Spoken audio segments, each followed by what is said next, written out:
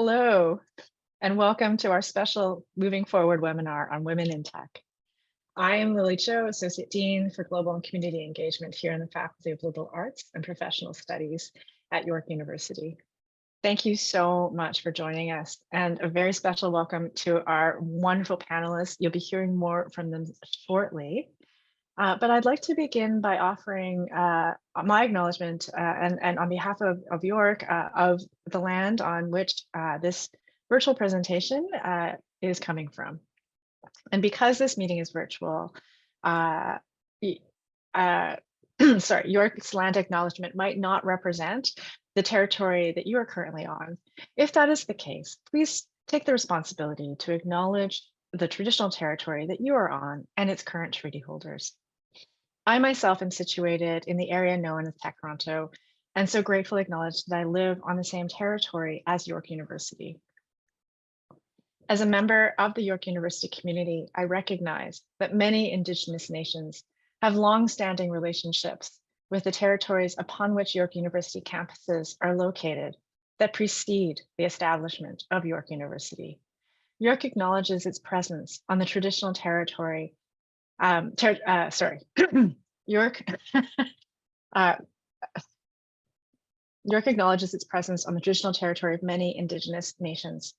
The area known as Toronto has been taken care by the Anishinaabe Nation, the Haudenosaunee Confederacy, and the Huron-Wendat. It is now home to many Indigenous nations and First Nation, Inuit, and Métis communities.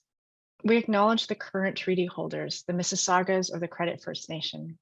This territory is subject of the Dish with One Spoon Wampum Belt Covenant, an agreement to peaceably share and care for the Great Lakes region. Thank you so much. During the next hour, you will hear from 4 York alumni, women who are leaders in the tech sector in Canada. We're going to hear a little bit about their career journeys. We'll discuss challenges and opportunities in terms of being women in spaces that are still overwhelmingly populated by men. And we'll have a chance for the audience, you out there, to ask your questions too. If at any point you need help with this experience or have questions for the panelists about the content or anything that's happening in our conversation, please click on the Q&A button that you'll see at the bottom of the screen there. And our team is in place and ready to help you. So I'm completely thrilled to be here with you today. It is just such a pleasure for me to be in a virtual room with these distinguished alumni. And what I'm going to do is invite each panelist to come onto our virtual stage and introduce themselves. And so Andrea, if I could invite you onto the stage first. Hi there. Hello, good afternoon. Yay. Tell us a little bit about you. Sure, thank you so much for having me. My name is Andrea Knoblau. I'm a principal for security at SoftChoice, located here in Toronto. I've been in security for over 15 years. I graduated from the Atkinson School of Liberal Studies back in, I believe, 2009, I'm going to say. Since then, I've been heavily involved in the security industry. So I've been working in security for over 15 years. Won numerous awards in this space. And as recent as 2021, I was named one of the top 20 women in cybersecurity in Canada. So I'm super excited to be here. Thank you so much for having me. We are so thrilled that you're here. This is awesome. I can't wait to hear more about all of the things that you're doing and how you got there. But before that, I would like to invite Helen onto our virtual stage. Helen, welcome. Hello, thank you. And I'm very excited to be here. I'm Helen Galupchik, and I'm the VP of IT Audit at OMERS. OMERS is a retirement savings plan for Ontario municipality workers. So individuals like our firefighters and our police departments, we manage and pay their pensions when they retire. And IT audit, for those that don't know, is this really exciting world of looking at IT risks and understanding how we manage risks as IT evolves into all these exciting sectors, which I'm sure we'll talk a little bit about today. Prior to my 3 years at OMERS, and I'll mention OMERS also owns Oxford. So if anyone's familiar with York Mall and other locations, that's all part of the OMERS family. And prior to my 3 years in this company, I spent 15 years looking at IT risks and IT controls at EY, the accounting firm of EY. Wow, that is awesome. Thank you so much, Helen. And again, I have so many questions for you. I'm so excited about the work you're doing. But next, actually, let me invite Johanna onto our virtual stage. Johanna. Hi, thanks so much, Lily. I'm Johanna de Boer. I am the founder and CEO of Hinge Management Consulting Group, and I've been in business for the last 19 years. And my business is primarily centered around business IT and building the gap, bridging the gap between the two. It encompasses both advisory and consultative services in that domain. Happy to be here, of course, lend my insight to some inspiring people that are looking to come over to York. I am an alumni obviously of York myself, and I graduated a little bit older than Andrea. So I was 1994, but I was a Calumet grad. Oh, Calumet, still there, still strong. Oh, welcome, Johanna. So thrilled that you're here. And of course, last but not least, let me please invite Marta onto our virtual stage. Marta, hi. Hi, good morning or good afternoon to everybody. My name is Marta Szowska. I'm also Calumet grad, but from 2005. I'm a VP of products at Moneris. So for those that aren't aware, product is kind of this weird mix of technology and business. So we get to have what I like to consider the best of both worlds, but my career over the last 17 years working in the payment space has really spanned a lot of different technology units. So I actually spent a chunk of my career working in software development and design. So something completely different. Now I get to be primarily on the business side of things, which is incredibly exciting. Payments was not something that I ever intended to get into. It's not an industry that a lot of people know. It's, my background from Calumet was actually coming out with a health background and health informatics. So this was a complete pivot. But I found that I fell in love with it once I actually discovered what it was. So same, I grew up in payments, spent over 17 years in this industry, and had the honor of also being called one of the top 40 under 40 in payments in 2020. So definitely an exciting field. So hello. Wow. Well, this is so exciting. And Marta, when you're talking about payments, I just think about how many times a day I take out my phone to pay for something. Exactly. And how all of those transactions involve someone mitigating risk, assessing all of the pieces around it in terms of tech, and a million other things I don't even know about, because I just expect that process to be completely smooth, and I trust it, and I trust it because people like the people in this room right now with me do such a good job. So I'm actually incredibly proud to say that I was involved in bringing the first Apple Pay, Google Pay, and Interac Apple Pay and Google Pay transaction to Canada. So definitely a proud moment.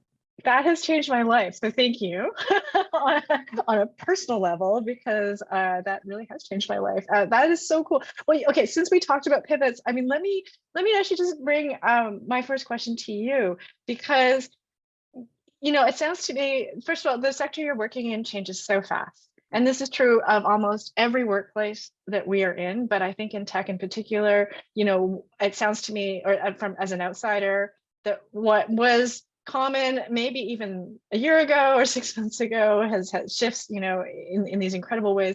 And you've had to adapt. But first, you had to start with a journey somewhere at York and then find yourself in this moment here. So I wonder if we could go around the room, and if you could just tell us a little bit about your professional journey, how you started from Calumet or somewhere in the Ross building, places that our students still are in right now, and then into the place where you are now. And what I'm going to do is, I will just I will chair. So Johanna, maybe I could ask you to start, please. Certainly. So when I started university in 1989, and that's dating myself, my goodness, I remember signing up for a computer cartography class back in the Ross building, and I didn't know how to turn on a computer. Because at the time, I think York University had maybe only about 20 computers in one small little place at the time. we simply did our essays on typewriters. Computers didn't exist. It wasn't until a few years later that actually occurred. So, I was really kind of at the birth or the advent of all of that going on at the university. Having said that, my very first year at York was in ancient civilizations and ancient histories, and I moved over into geography. Right? You wonder how I got into this. But I then switched over into geography, and through geography I got introduced into demography, and it was my work in demography that led me into my postgraduate studies in research and analysis. And from there I got hired on by the Toronto Police Force in artificial intelligence. We didn't call it artificial intelligence then. You have to remember, for a lot of the people studying now, things like artificial intelligence, things like data scientists, they didn't exist. Those titles didn't exist. The roles didn't exist. There wasn't anything called that specifically. We were called statisticians or analytics specialists or even database consultants. And so I ended up working for the police force for 2 years, and then I got scouted out by CIBC Visa, and I helped develop all of their fundamental models in terms of credit card fraud and et cetera, and so on and so forth. And that was 4 years of that, and then it just kind of developed from there. But my very humble beginnings, yes, were in ancient histories and then into geography. And sometimes you never know going into a class where you will ultimately end up. Because if you had told me that in my undergrad years, I never would have thought I would be here today. That is, there's so many things I want to take from what you said, and I want to hear from everyone, but I just want to note that, so often, I meet with students who are at the very beginning of their post-secondary education journey, and I understand all the anxiety about wanting to know where you end up. And then I always say, you'd be surprised, like you can't actually know, and not knowing is actually a great gift because the jobs that exist now are not the jobs that will exist when you graduate or 10 years after you graduate. And so what you want is to have this education where you know how to be adaptable and not afraid of change, and understand that there are histories of change, to bring in the kind of ancient history piece or classics piece. But it's such an important piece to hang on to. And I know that there's so much anxiety and fear, not to focus so much on it, but amongst people who are trying to enter the workforce, and right. Well, I think there's a layer of confusion as well, right? In terms of what you do and what that means, and how does your degree relate, and what are the things that you're going to do as a result. I mean, I know I had the same conversation, the same concerns. I often wondered about myself. And so it's, I think what's worked for me is when I wouldn't say I just kind of relaxed about it. It was one of those things where you absorb and you learn and you grow, and you just don't say no, and you go through every single open door that is presented to you. Oh, I love that. And so let's go from Calumet to Calumet. Marta, can you tell us a little bit then about your journey? So mine was similar but different, I guess. I started at York with a math major. So for some reason, I thought that's what I wanted to do. And I didn't really have any sort of plans around it. I just knew that math was something that I really enjoyed. I realized very quickly, probably not the right fit for me. So I pivoted pretty quick. I went to a very strict computer science program. Again, kind of questioned whether or not that was the right fit for me, because I never intended to be a developer. Was never a goal, right? I had two things that I always said that I never wanted to do. Was I never wanted to be tech support, and I never wanted to be a developer. So partway through Calumet, I switched over to IT. And I actually found that really fit for me. It was a brand new program. I think I was probably one of the very first few years in IT, and nobody really knew what that was. But when I was coming out of Calumet, very similar to Johanna's point, this was just shortly after the .com crash, right? So early 2000s, there were no jobs in tech. So people coming out of my program, we were comparing notes on what the salary proposals were. And most people were coming out of school earning $20,000-25,000 a year salary, right? For a full-time computer science professional, which was really hard decisions, because those of us that were waitressing or working secretarial jobs or whatever else you were doing to get yourself through school, we were earning more. So I actually had to make a call to say, I'm going to give up a job making this amount of money to actually go and try to find something in my own field. So I took a massive pay cut, and I'm incredibly glad that I did.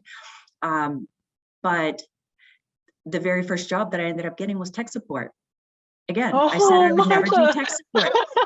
I was that person on the phone taking tech support calls, but the only thing that I found that was really interesting was it was tech support for developers.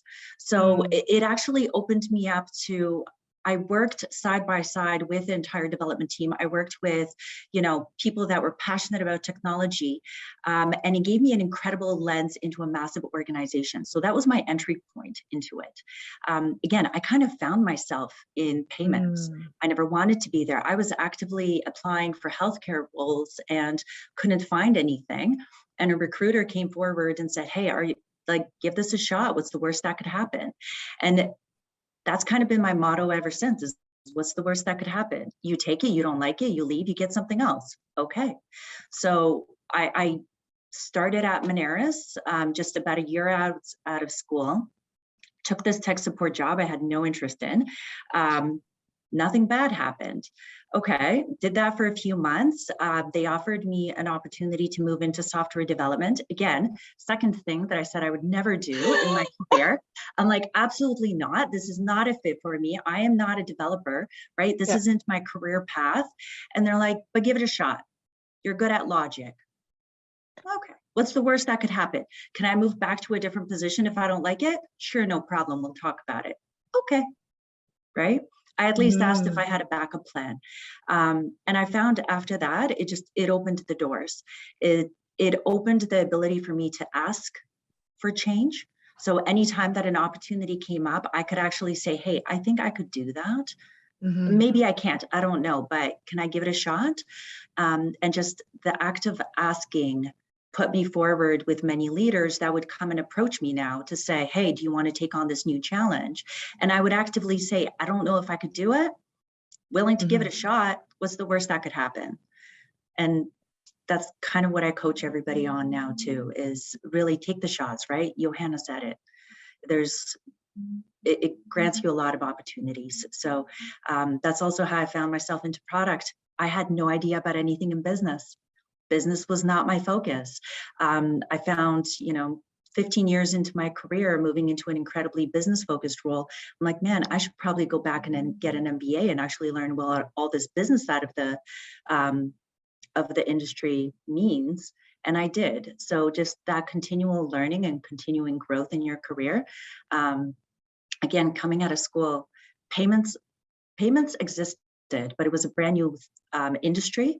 Product was not a field that existed. Nobody studied in school to go into product. Even to this day, anybody who wants to get into product, it's not like you go for a product degree. Yeah.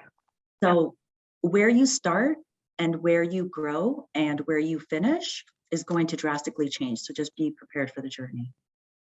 There's so much that you said that's so important. And I just want to pull two things, and I'm so anxious to hear from our other panelists, but one of them is I mean, there's so many things I want to pull, but one, like a couple things. One, like the historicizing the different moments in your sector. Like it's astonishing. There was a moment where an entry-level job in your sector paid less than waiting tables. Yeah. And then, and what it meant to make those choices, to choose, to make a choice for your career over money, in a situation where I think, it's a tough choice, and I think, and then also choosing to do things that you said you would never do. And the thing you said over and over again, like, what's the worst that can happen? And trying out something, even though you thought you would hate it. It is such an important lesson around any sector, but in this sector where things have changed massively. And you're right, where the big sort of nouns that are attached to your job, like product and payments, were not, it's not like you can go and get a major right now in tech and payments, right? Nobody's gonna, that's not how it works. And so for our students out there, for people in our community, it's just such an important way to understand why universities are so key for setting you up for being prepared for the changes that are happening.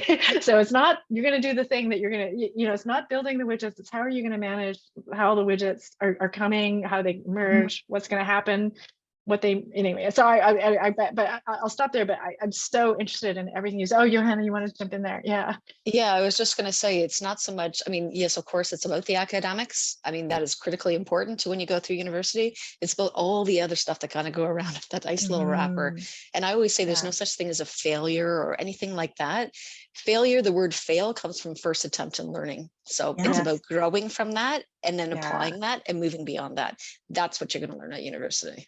That's amazing. So important. Sorry, and I okay. Let me focus. Introduce the other ladies. yes. Sorry, Andrea, could I please invite you to tell us a little bit about your journey? You've been so patient, and thank you also, Helen, for being so patient. But we'll give Andrea the floor first, and then no worries. So I came to York looking for something that actually didn't exist. So talking about, you know, future jobs and that don't really exist necessarily at the moment. So I came into York thinking, you know what, I want to go into e-marketing. Back in the day, like the internet had just come out, and I'm going to date myself, but like in the 90s, the internet came out, and I started university at the end of like about 99, 2000.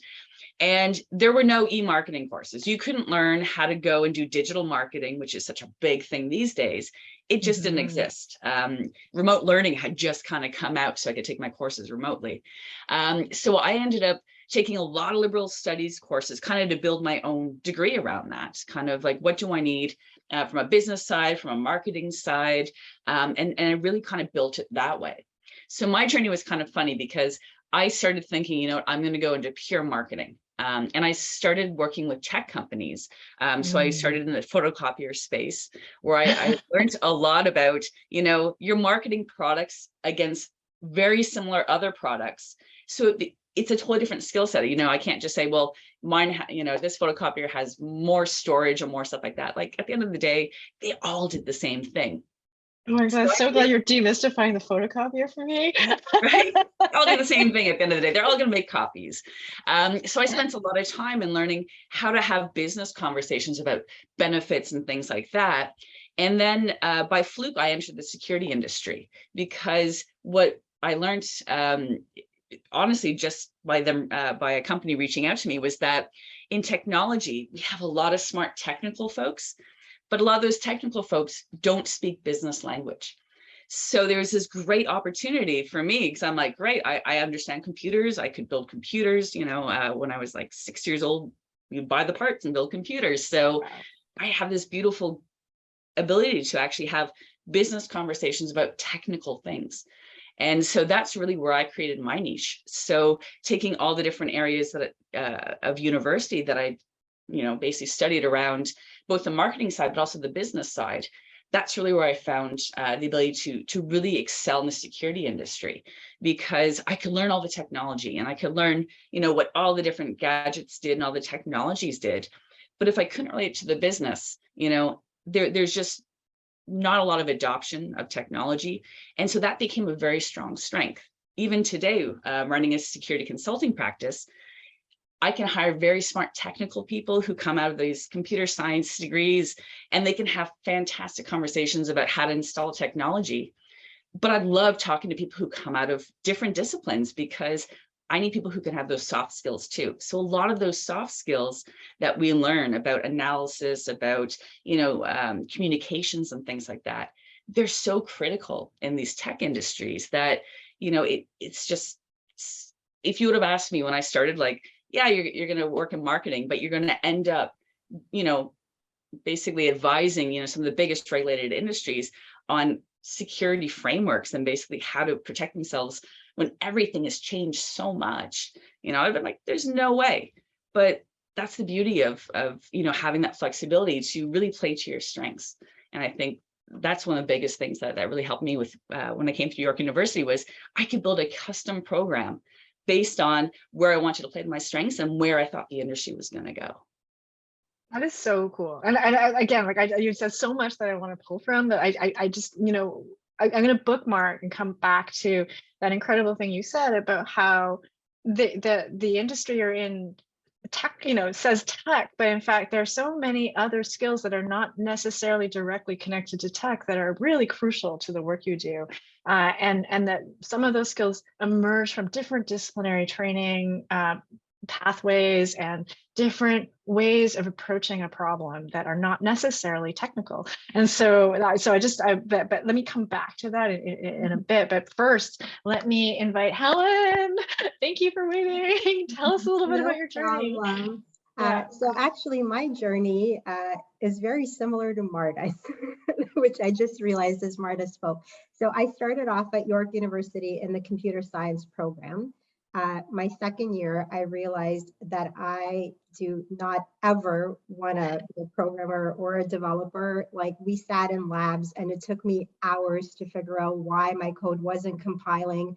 And when others would figure out like why theirs wasn't compiling, they get all happy. I would be so frustrated. So I was like desperate. I'm like, this is so not me. This is not something I see myself doing. And I remember I grabbed a coffee with a friend and he said to me, did you hear that this year York started this phenomenal new program called information technology? And I said, no, I haven't heard. Tell me more. Which he did. And I'm like, oh, so you mean like, and I remember I distinctly asked, I'm like, so you mean to tell me I never have to take another programming course?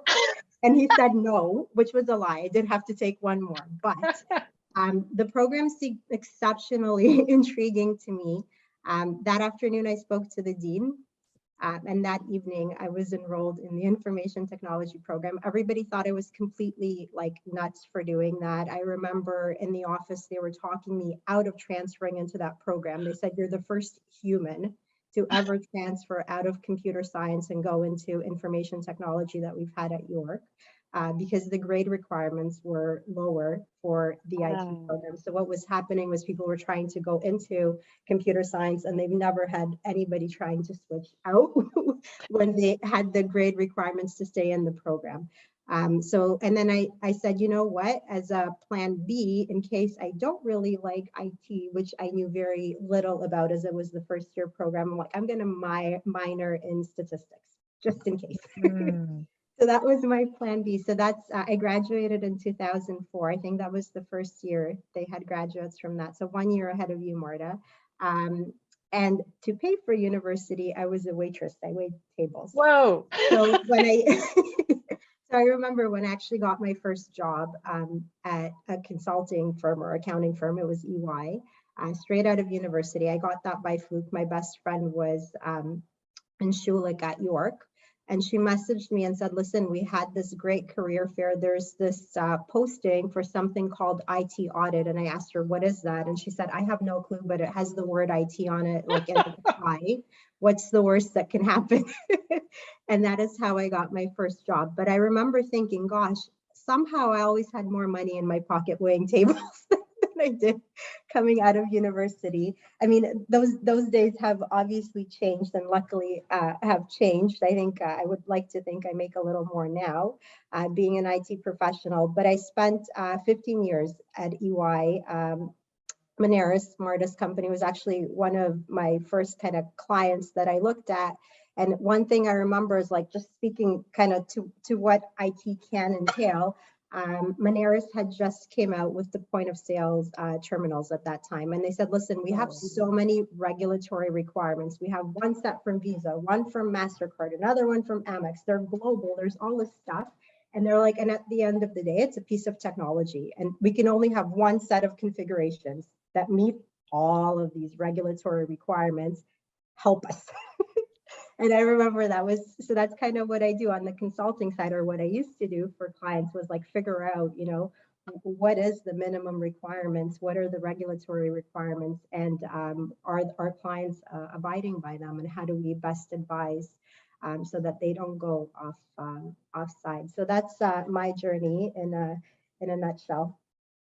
That is so, first of all, I love all these connections between your careers and the journeys you've taken and all these beautiful ways of navigating, you know, what it meant to be a student and the choices you're making as a student. Like Helen, like that moment, I could see it. I could see an advisor saying, you're crazy, like don't leave computer science. That's and I think that one of the amazing things about all of the journeys that you've mapped out, and this is going to lead me to my next question, and we're going to take a few more minutes for my questions because I'm moderating, but you know, is the way in which when you look back now, you had to make really key choices in a moment where you didn't know necessarily what would happen next. So you were taking risks. I mean, you mitigated those risks in different ways. So Helen mitigated risk by doing a minor in stats. But then there were just very key moments where you all had to make choices around things you didn't know, around things you thought you wouldn't like, and around a sector that was largely unknown and didn't exist really. And when I think about what you've done, like, first of all, like I'm just applauding you madly in my head. This, like, your achievements are so tremendous. But I think about what it means for you to have made these choices in a place also where it might have been a little lonely. That the tech sector is, I think, famously, and again, I speak as an outsider, not a place where there are a lot of women. I mean, when we look at our enrollments, even in the iTech program, we're still looking at overwhelmingly few female students relative to the student body. And so I wonder about what it has meant for you to make these kinds of choices, to think about these kinds of risks in a space where you've also had to navigate sometimes being the only person in the room who looks like you, and what you've had to do to sit with that. And maybe just to start, maybe I'm just randomly, like, Andrew, I wonder if you have something you want to say to that. Yeah, 100%. So when I started in tech, the only, or specifically security, the only women I would run into would be maybe the salesperson, or someone in marketing. It was so bad for me when I started. I came in to basically do management for a security company, and they made me sit at reception because I was one of the few females. Oh. And and to me it felt like, okay, am I going to be the outsider? And I'm not going to lie, like, I've been in the security industry for over 15 years. It's been tough kind of being those first waves through where you don't see a lot of women. But the nice thing is there's a bunch of us, and now I feel like a lot of women have gotten to that higher up stage in their careers where now we're able to bring more women in. We're able to create great communities of networking, of sponsorship, of mentorship. And so for me personally, I do a ton in this space. Obviously, I'm on this panel, but I do a ton specifically in the security sector because I want to attract diverse talent. I want women who think differently. I want people of diverse backgrounds because security is really a collaborative industry. We need people who are great at all different areas to work together in order to advance our field as a whole. So there's so many great organizations out there that really promote the hiring and the supporting of people who are coming out of university who want to get into this field, be it a woman, be it someone with a disability, someone who's coming from outside Canada, maybe newcomers. We need a ton of people in this industry. Like we need, I think the last count I read was like 35 million openings globally. So we're so happy to have more people look to our industry, but it does take a while. We need to show that it is not necessarily a coding, industry where you don't necessarily have to develop. That was one of the fears I had. I'm like, I'm not technical on the code level. Great. So you can work on the marketing side. You can work on the support side. You can work on the business side. Like, it's such a wide industry. And I think the more we get, diverse people in these roles, the more we'll see them across this industry, and it'll just make it easier for more people to find someone to connect with, to make it a little bit easier than when we started and there was just no one for us to relate to. That sounds like it's resonating around the room. Marta, do you want to speak to that? I saw you nodding. Sure. Yeah. Yeah. So when I joined Moneris, I was the first female on the team. Wow. It was celebrated. Okay. Just to kind of put that in perspective. There wasn't another female that joined the team for, I want to say, another 3 years after that. Holy. Just within our team, within the broader organization, of course, massive, right? But even to Andrea's point, a lot of the women that were joining in were not necessarily joining in what many considered technical roles, but they're still obviously within a technical space in a technical industry, or even within a technical department. So we might have project managers, or there might be program managers that were coming in, or maybe documentation. But it wasn't even for the fact that the organization didn't want to hire. I would literally sit there with the hiring managers and look at the resumes that were coming in. Women just weren't applying. So just purely self-selecting out before even trying for the department. And obviously that broaches a lot of other questions as to why women are self-selecting out, even for entry-level positions. So we're not even talking like further down in their career paths. It's like coming out of school or fairly entry level that we're choosing not to select tech, or at least we did at the time. But to a certain extent, I feel like that hasn't changed too much, unfortunately. But what I will say is just internally, I realized very quickly I was surrounded by allies and I was surrounded by supporters. And what actually gave me that courage to be able to say, you know what's the worst that could happen, is because a lot of my male colleagues were my biggest champions. And they were the ones that were like really spurring me on and giving me that confidence that I needed, that I didn't actually even realize that I was questioning myself. They'd take care of that for me. What I found, though, which was harder to get over at the beginning, and then after that, I almost kind of approached this with humor, was I had a lot more barriers with external customers, right? So, for instance, again, whether it's customer service or working on, front line where you're facing out to all the different customers, my first job was being customer service basically for developers across the world. Whomever somebody would hire a developer to work for a Canadian business to build their websites or build their systems. I had some incredibly obnoxious comments made, right? Like I would actively have people calling in and saying, I don't want to talk to you. Is there a guy? Transfer me. Oh, Cool. Have fun, right? You'll be transferred back to me in a moment when they can't figure it out. But no problem. Showing up for customer meetings, if I was going in as an advisor, and all the men in the room looking to the man to say, okay, awesome, get up on stage and start presenting. And they're like, no, actually, I brought Marta. Marta's going to present this. And the entire time I can be speaking, but they will defer to the man for confirmation.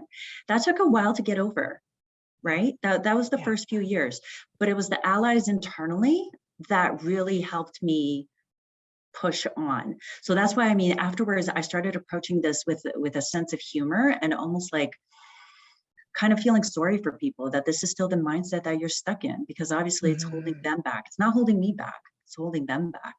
So I almost used it more as a challenge. And then I started using that almost more as a challenge to bring more women up and become even more of a proponent for women coming into the industry and growing within it and pushing even more women to advance. Because if it wasn't for the allies, I probably wouldn't have gotten as far as I did myself.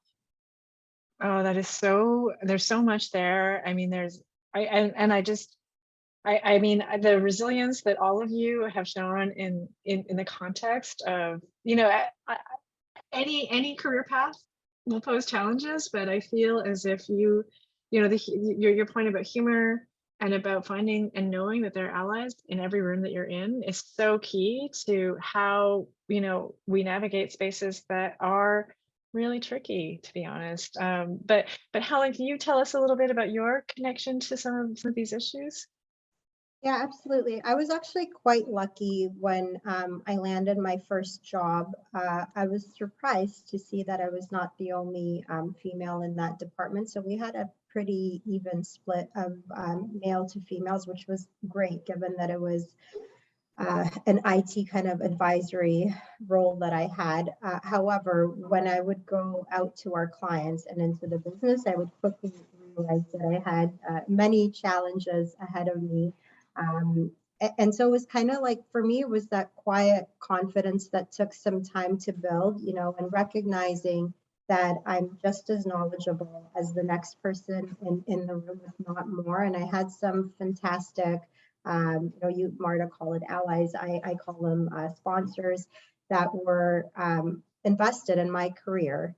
And when people would pose questions to them, they quickly redirected, hey, Helen's the expert in the room. And that quiet, building of confidence has stuck throughout the years. I've also learned to be comfortable being uncomfortable. Oh, wow.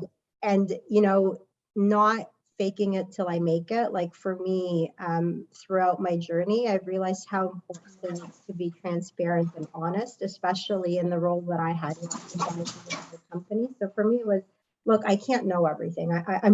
I'm not a superhuman at the end of the day. And so it's always been like, I don't know this, but we do have an expert, or redirecting those questions to somebody else. So recognizing the beauty of a team, and a team of knowledgeable individuals, and irrespective of who are male, female, like we need a diversified team, both in what we look like, but also in our knowledge base. And that's kind of stuck throughout my career, is that quiet kind of building up your confidence and then being transparent. It has really helped.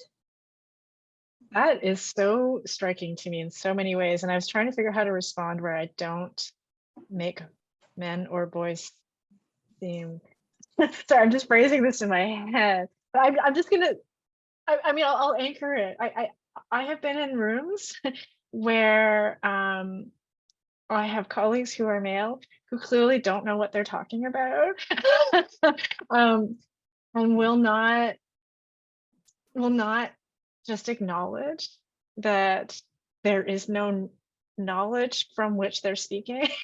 And eventually, it just takes so much longer to get things done, because, if they don't know, then at some point we have to recognize that they don't know, and then go back to finding out how we do know. but your approach in terms of transparency, in terms of recognizing your strengths, what you bring to the table, and then, where the expectations can be, is so profoundly important, I think, for any workplace, and any place where there's just so much expectation around people knowing everything. I think it's just a really important shift around leadership and around how we build up the idea of confidence, that faking it till you make it can sometimes be detrimental to your career journey, to your organization. That maybe being really honest about what you bring and then where you need help can help everybody. and it's a really big shift, I think, in terms of how we talk about leadership and being in a career. So I'm just going to hold that for a second, because and I love your phrasing about quiet confidence, because that is it too. It's about just knowing that you're bringing this, you're knowing what you're bringing and being really clear about it. Lily, if I may, I just wanted to add, Yeah. and like the other thing that, your experience with having individuals, and irrespective Yes. of talking, Yeah. when they don't know a lot about a topic, I'm sure all of us have. So for me, it's like, I've also learned the importance of being able to articulate your successes is critical, in irrespective of what industry you're in. Like at the end of the day, we are all, working in a company where there is career progression. And so for me, that did not come natural. I literally had to practice explaining, here are my accomplishments, because I've realized that, look, others will glorify even the smallest accomplishment that they have. And when I'm not able to talk about my successes, I'm actually doing myself, along with every other female that we have working, a huge disservice. Yeah. So I will say that we, like as females especially, and I think there's studies done in this, right? Like females typically are not as comfortable talking about their own successes. We're more comfortable talking about other successes. I know there's probably anomalies in that, but like that's been a huge thing that I've had to work through and really like practice. So even doing things like this and talking about like, hey, I've been successful at, like they make a huge difference in terms of building the confidence and the ability. And I would like to hope that, others see that and start practicing that in their own little increments, because it does help. It really does. And actually, it connects to another question I have. But before I go there, Johanna, I wonder if you want to speak a little bit to this to this issue too, around just being a woman in the sector and your experiences of it. Yeah, absolutely. And I think just to elaborate just on the final point by Helen, you know, a lot of Yeah. this comes down to how females are socialized in school and how they're socialized to math, to sciences, and even socially within our grade schools and our high schools, and how we're taught to be almost repressed in that way. And so I think it's really critical that females really realize that they do have a voice. You know, thinking back to my career and where I started out, certainly when I worked at the police force, I was the only female there, certainly in corporate services and strategic services at the time. But I had male allies, sorry, did I say the correct? Male allies. I don't know if I had to pronounce the correct pronunciation for that. So that was really, really key. But when I got absorbed into finance, and when I went on further into my career, it was very interesting that I was not only one of the very few females that were there, I was almost one of the very few Caucasians that were in those roles. And at the time, what was also very interesting, and I think looking back now, I realized the intention, but at the time, because I was younger, I used to think that the female leadership was being incredibly hard on me because they seemed to hold me more accountable than they would a male colleague. Looking back, I think that they were just a guiding force, and that they were guiding me to be bigger and better than those around me. But I didn't realize it too much further down the road. And initially it was just like, why is she so horrible to me? It was just like the focus just seemed to be completely focused on me. So it was interesting from that perspective, but it's certainly fundamental when you think about, you know, that male allyship and really having a voice in terms of how this progresses throughout your career. I mean, there's so many things. I mean, I echo all of the sentiments of what this panel has said. It's been very interesting to see that journey so far. Thank you so much. And I do think that part of one of the things that's also emerging is, you know, not a zero-sum game, you know, for the men in the room and for the women, like there's need and there's space for all the talents that people bring, you know. And I think that even though we come into some of these things feeling like there's a competition or there's only one job and so many applicants, that we need to broaden how we think about allyship and building these communities. And I think, you know, first of all, for those of you in the audience, if you have questions, don't be shy. This is your chance to ask them. But I'm going to throw another question to you guys, picking up on what Helen said, and really directed to the students in our audience. And I'm just wondering if you or people who are newer in their careers, if you have advice for women watching now who want to pursue a career in tech. If you had some advice, you know, and Helen, your point about, you know, not being afraid to sing the praises of the work you're doing, you know, something that I'm going to hold to, but I'm sure you all have some other thoughts about this. So if you know, were to look back and speak to somebody who is at the early point in their journey into your field, what would you want to say to them? And I will just direct you around the room. Like, Mark, I'm going to start with you. Thanks. So don't make assumptions, right? Because I think what we've all articulated is that the industries are broad, the roles within those industries, most people have no idea about. A lot of people, you know, it's really hard to say, I want to Google what fields exist in security, right? It might give you 4 or 5 or 6, but it won't give you the nuances of the, you know, thousands of jobs that Andrew is probably offering, right? Or whatever it is in payments. So if there's anything I can say is don't make assumptions. Don't use any negative language of I don't know, I can't do, you know, the one that I tend to hear the most about is I'm not techie enough. Well, what does that mean? Right? What is techie in your mind, and what do you perceive as being the technical skill that you need to have for whichever role it is, right? So just ideally don't make assumptions. Literally anything can be learned, right? So even from what you've heard from this panel here is some of us picked up different skills along the way and we learned those skills, right? Google is your friend. You can learn a lot very quickly, right? There's courses at York, there's online courses. There's a lot of things that you can learn to quickly adapt. And honestly, companies give you the opportunity to do that learning even on the job. They're not expecting everybody to come in as an expert, right? We don't hire experts. We hire people for the way that they're able to adapt and think. Because if I'm hiring an expert today and that is all they know, 3 years down the road, when that role changes, are they still an expert? Or were they able to adapt and learn as they went along? So we hire for learning, we hire for adaptability, we hire for, out of the box thinking, we hire for self-learning, right? Those are things that are key. Oh, Not yeah, that's necessarily so whether or good. not, Yeah. right? Like not Whether you're necessarily techie whether or enough. not. Exactly. And even for that one, the things that are available to people today that maybe weren't as prevalent for some of us when we were starting out, you can pretty much message anybody from any company on LinkedIn and say, hey, I'm really interested in what you do. Know nothing about it. Would you be up for a quick video chat, right?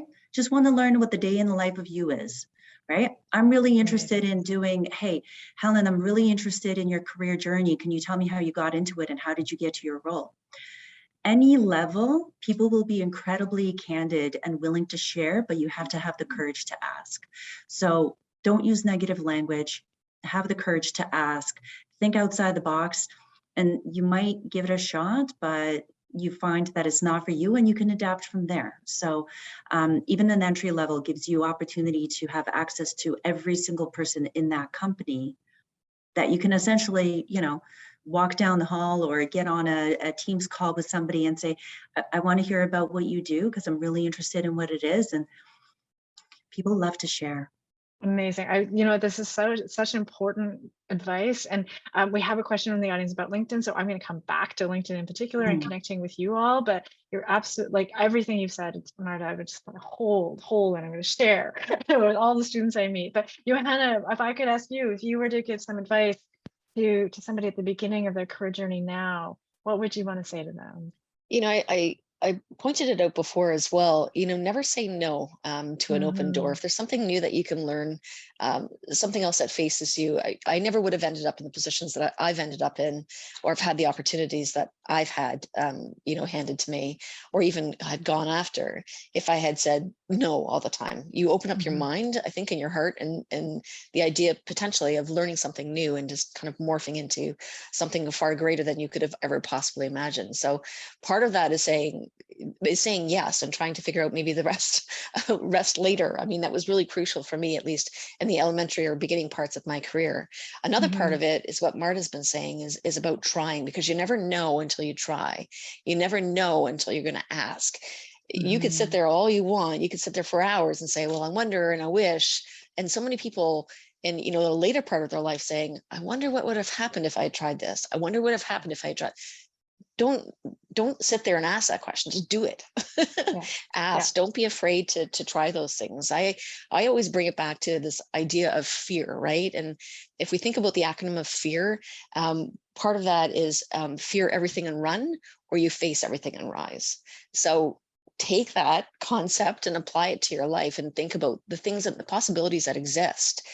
If only you raise your hand, if only you reach out.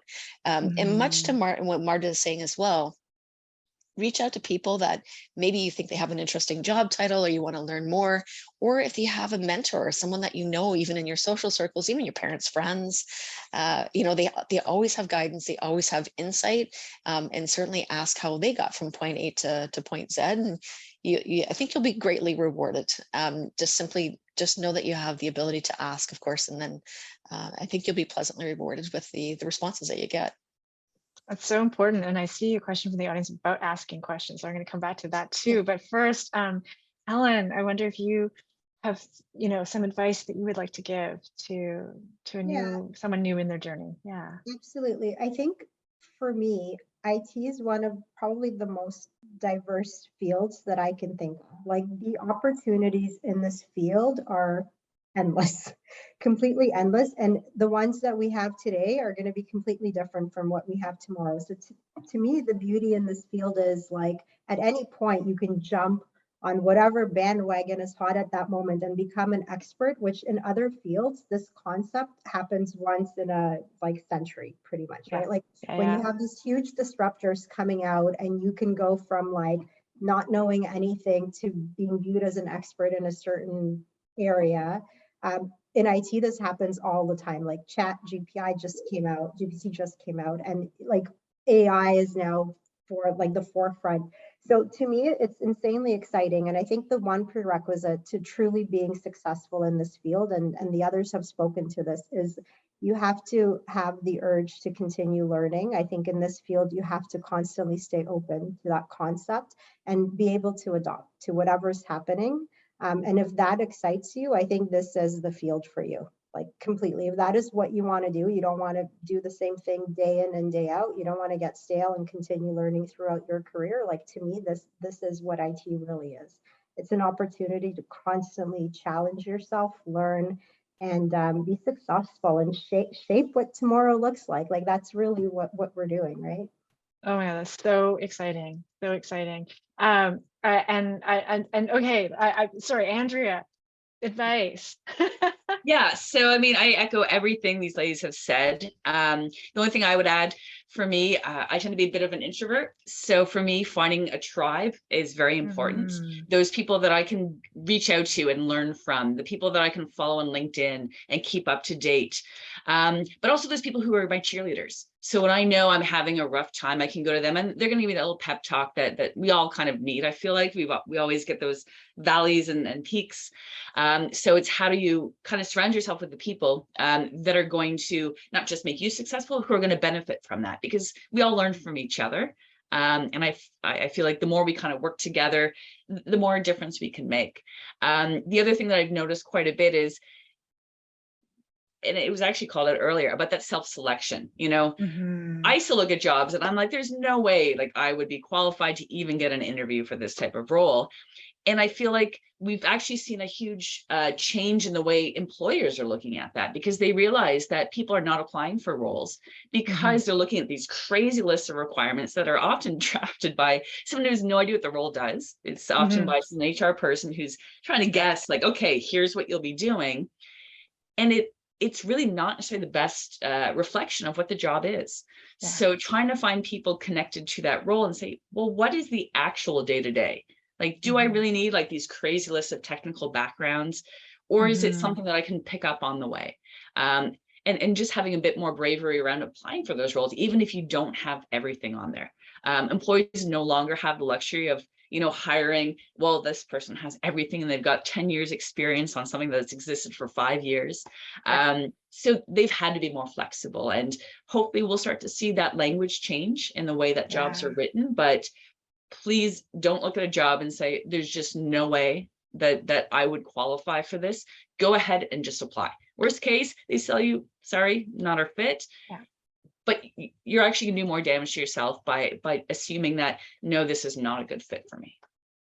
I love that. I love that. And I just know that in the, you know, not to reveal too much, but some of the hiring panels I've been on, like, you know, no candidate couldn't hit all the marks, but what we said was, this person looks like they're the fastest learner. You know, this person looks like they're going to pick up the fastest. And I think that's what you're saying is, you know, we're looking for people in all our sectors, you know, who are going to pick up and on what needs to be learned and known, and be open to the journey of it. We're coming almost to the end of our time, but I did want to tell folks in the room that you are open to connecting, and I'm going to speak on your behalf, but tell me if I got this wrong. I think when we talked about it before, yes, you know, please do connect on LinkedIn. Please, though, when you connect with our amazing alumni, if you're in the audience, signal that you attended this webinar and that's how you know them. I also get a ton of requests on LinkedIn, and that generic "hi, I'd like to connect" auto message is one that doesn't help me. So please say that you're a York student, you attended this webinar, you were super impressed, and you'd like to connect. I think that would just give some context. Did I get that right? Awesome. You guys, there was so much, and thank you also for the question around asking questions. And I think that what our panelists have said in their advice is to say, okay, you just have to face your fear. You have to ask the question, because when you ask the question, you're going to be rewarded. And so for those of you out there who are a bit hesitant about asking questions, know that we who are answering the questions love your questions. And we really do. And we come at your question with that spirit of generosity and understanding that it is scary to ask. It is very scary to raise your hand in a room and say, but what about, or can I, or anything. So please take that. I hope that all of you are as inspired as I am. Thank you so much to Johanna, to Andrea, to Helen and Marta for your time, for your wisdom, for your generosity. We're so thrilled to welcome you virtually back to York, but also hopefully maybe physically at some point. And we're applauding the incredible career journey you've been on. And I just want to tell you a little bit for those in the audience that we have another amazing webinar coming on February 15th. It's called Thriving with My English or Creative Writing Degree, which is a topic close to my home because I have an English degree. You'll find the registration link in the chat. More information will be coming on the Moving Forward webinars.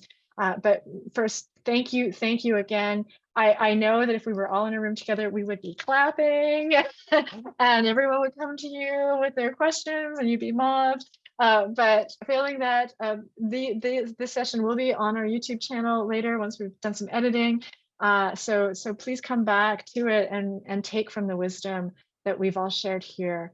Thank you again, everybody. Thank you in the audience. And I am sending everybody off with lots of warmth and just so much joy at seeing all of you and charting the incredible journey that you've been on. Thank you.